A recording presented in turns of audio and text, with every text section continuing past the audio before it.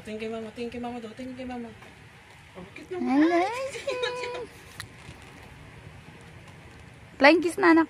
Flying kiss daw. Okay, so guys, ito na yung ginagawa kong sakyan ng anak ko. Nilagyan namin sa ibabaw ng yung angkasan sa bike. And ito yung kasama niyang handle. And sa ilalim, naglagay kami ng karton na konting apakan niya dito. And ginilid ko yung gulong. And so ngayon bumili kami ng bagong gulong. And ito yung mga yun. Kapalit namin. So ito yung fixed na gulong. Ilalagay namin sa likod. And meron ding 360 na pangharap.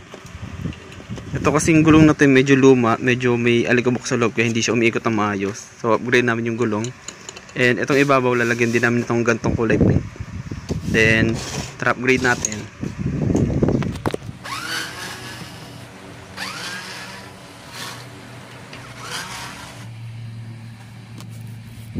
Yan yung paa niya.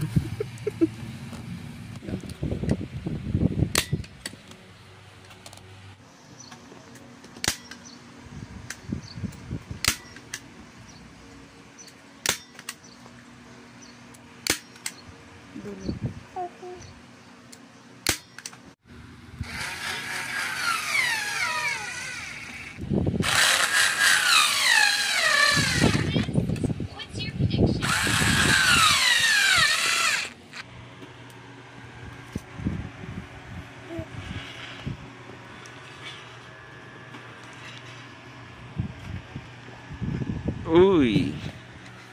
Lekaway. Hello.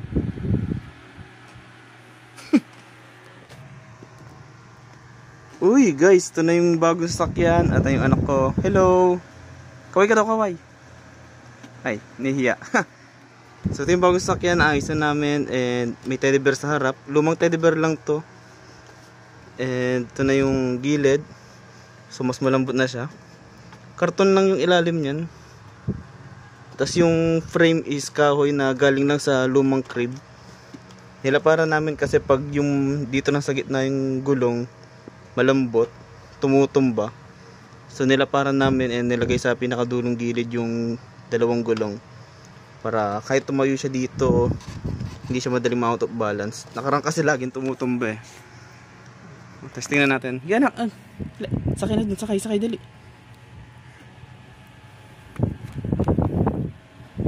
Yun no. Ang galing oh. Okay, andar daw, andar.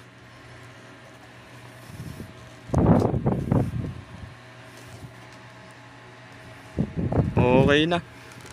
So, susunod na update nito, di ko sure kung it's either lagyan ko ng box dito. Yung parang GB box dyan sa likod. Or lagyan ko ng stick dito pataas para may parang bubong. Okay. And siguro sa susunod na update is maglalagay ako dito ng kahoy kasi malambot lang yung dulo nito, and something na maliit na box dito, pwedeng storage or power station since may tubigan dito. So dito is yung box. So gagawa ko ng maliit na power station gamit yung kulay blue ko na solar setup. Lalagay ko dito sa likod para paglalabas kami at least may power station kami dito. And siguro sunod nun is yung makina 24 volts na motor para pag mas malaki na siya, siguro mga 4 years old, lalagyan ko ng manibela dito para motorized na yung pag-andar nito. So yun yung roadmap ko para sa sakyan na to. And actually laruan ko talaga to eh. Anak ko lang gumagamit. Nag-enjoy lang mag-build ng ganito. Sama ko lang din sa content ko. So anyway, salamat sa mga nanood. Bye.